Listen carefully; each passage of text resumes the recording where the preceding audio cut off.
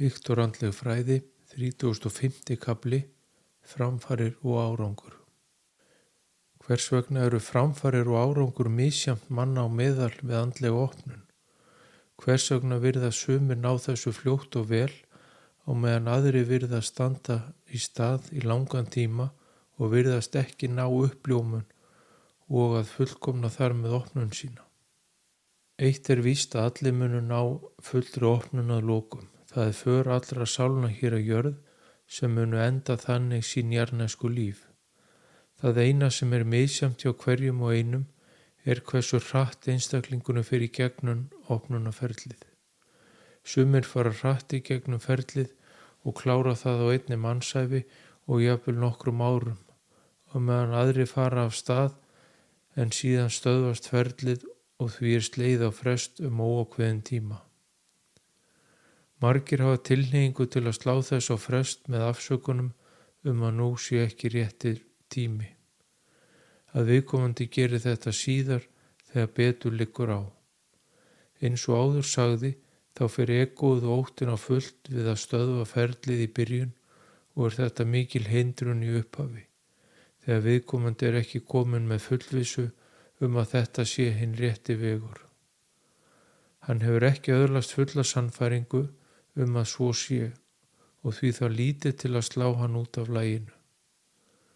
Einnig getur fólk í nánasta umhverfi, nánir ættingjar og vinir, einnig dregið úr þessu og fengið fólk til að hætta við. Því er upphaf vakningarnar viðkvæmur tími í ferlinu, því samfæringin er ekki komin á fullt til að berjast gegn þessum neikvæðu röddum og áhrifum, hvort sem það er innra með viðkomandi í hugsunum hans og eða frá fólki í nánasta umhverfi. En í grunninn er ástæðan ávallt sú sama, en það er óttinn sem hindrar för, því hann kemur aftan að fólki í allri sinni birtingarmynd. Hann ásamt egóinu eru það sem aftra viðkomandi, þar sem egóið er enn ráðandi og fyllir hugan af neikvæðum hugsunum og gjörðum. Því þarf viðkomandi að vera staðfastur eins og áður sagði, til að yfirstíga þessar hindranir og þessi innri átök. Margir sem eru komnir á stað í andlega opnun sökkva sér í andleg málefni af ýmsum toga, jafnvel lesa mikið af andlegum leiðbeiningabókum, fara á ýmis námskeið, fyrirlestra og sýningar án þess þó að ná nokkrum árangri né framförum. Það sem margir gleyma er að þeir þurfa að gera hlutina og ganga í verkið, taka þá innri baráttu sem til þarf til að öðlast framfarir.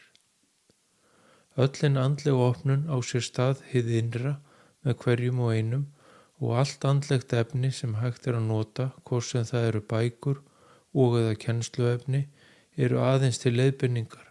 Síðan þarf viðkomandi að ráðast í þá vinnu innra með sér sem fjallað er Hægt er að lesa 100 andlegra bóka án þess að öðlast framfarir ef framkvæmdina vantar. Enn og aftur er það óttinn sem hindrar för og framfarir og uppkoma hugsanir að best sé að fresta þessu stund. Því er þetta hvatning fyrir þann sem komin er á stað í ferlið að lesa góðar andlega leiðbeiningabækur og kennslubækur en síðan að leggja bókina til hliðar og ráðast í hina innri vinnu sem henni andlega opnun er. Það er margt í umhverfinu og lífinu sem dregur athyglinna frá hinu innra og á þetta einnig við andlegt efni og andlega kennara. Slíkt á aðeins að taka athyglina í skamma stund en síðan liggur leið inn á við því þar liggja verkefnin. Þannig nást skjótar framfarir og opnunin mun ganga hratt og vel fyrir sig. Einnig er mikilvægt að læra sem fyrst í ferlinu að hlusta á innsæi sitt og fá þannig aðstoð með að rata réttan veg og velja þannig sanna andlega kennslu í formi bóka, fyrirlestra, svo dæmi séu tekin. Mikið af því efni sem í boði er til þess gert að draga athyglina frá hinu innra og gerir því lítið annað en að tefja för og framfarir. Því er ávallt mikilvægt að velja sér rétt kennsluefni sem og leiðbeiningar sem henta hverjum og einum. Þetta má einnig finna fljótt og vel á þeim árangri sem kennslan skilar. Andleg kennsla í hvaða formi sem er á að skila árangri tiltölulega fljótt. Ef engar framfarir verða eftir ákveðin tíma, þá þarf viðkomandi að finna aðrar leiðir, skipta kennara eða kennsluefni. Markmiðið skal ávallt vera það sama að framfarir komi jafnt og þétt þótt hægar séu.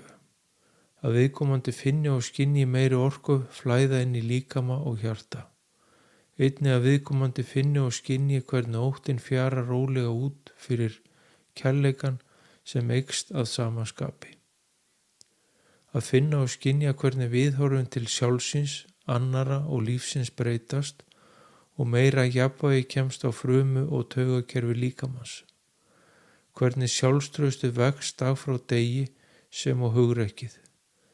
Með því að fylgjast með þessum þáttum innra með sér er hægt að finna og skynja hvort og hvenar árangur næst. Eins og áður sagði, þá engar flýtileiðir í boði, heldur þar hver og einn að ganga sína för og takast á við og sigra hið falska sjálf innra með sér, sigrast á óttanum í allri sinni birtingamynd og ýta honum úr lífi sínu fyrir fullt og allt. Hugrekki og staðfesta eru mikilvægi þættir að hafa með í för og þá sérstaklega í upphafi opnunar. Einnig mikilvægt að hafa trú að ná alla leið því að lokum trúin breytast í upplifun þegar uppljómunin næst að lokum.